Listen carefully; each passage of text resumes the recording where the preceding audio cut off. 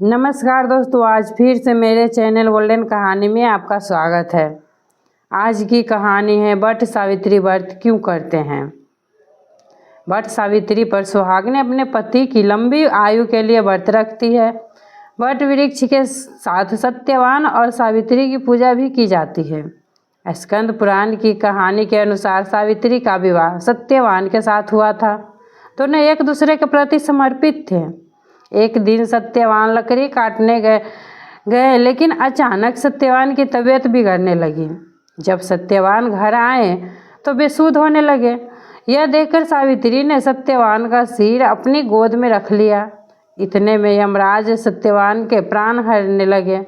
यह देखकर सावित्री ने उन्हें रोकने का प्रयास किया, लेकिन यमराज यह कहकर सत्यवान के प्राण ले जाने लगे कि सत्यवान अल्पायु थे, इसलिए उनका समय आ गया है।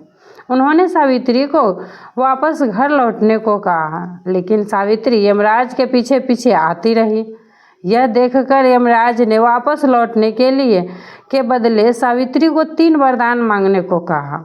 सावित्री ने कहा कि पहला वर है कि मेरा सास ससुर की आंखें की रोशनी वापस आ जाए। दूसरा वर सावित्री को खोया हुआ राज्य वापस मिल जाए।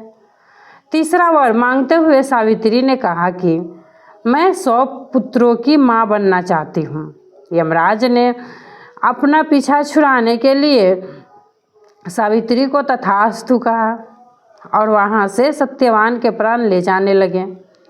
लेकिन तभी सावित्री ने यमराज को रोकते हुए कहा कि आपका दिया वरदान पूरा कैसे होगा, जब आपने मेरे पति के प्राण ही हर लिए हैं।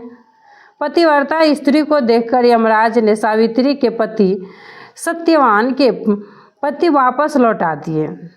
यमराज के कहने पर सावित्री घर के पास मौजूद वट वृक्ष के पास लौटी तो वहाँ पर सत्यवान के मृत शरीर में वापस प्राण आ गए।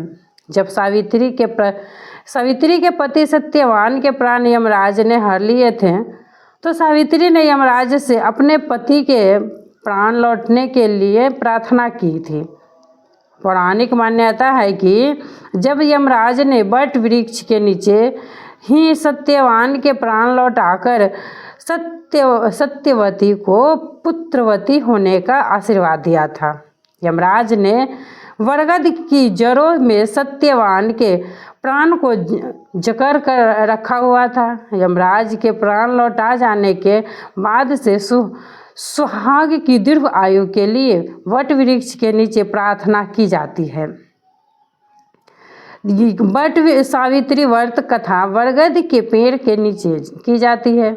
इसका कारण यह है, मान्यता अनुसार वट सावित्री के दिन बरगद के पेड़ पर यमराज निवास करते हैं। इससे विवाहित स्त्रियां अपने पति की लंबी आयु के लिए यमराज से प्रार्थना करती है। साथ ही बरगद के पेड़ पर त्रिदेव भी निवास करते हैं। ऐसे में माना जाता है कि जिस व्यक्ति के सिर पर त्रिदेव का हाथ होता है उसका मृत्यु भी कुछ नहीं बिगाड़ सकती। बरगद पेड़ की छाल में भगवान विष्णु, जड़ में ब्रह्मा और इसकी शाखाओं में भगवान शिव वास करते हैं। वीडियो को लाइक करें और सब्सक्राइब करें और शेयर भी करें।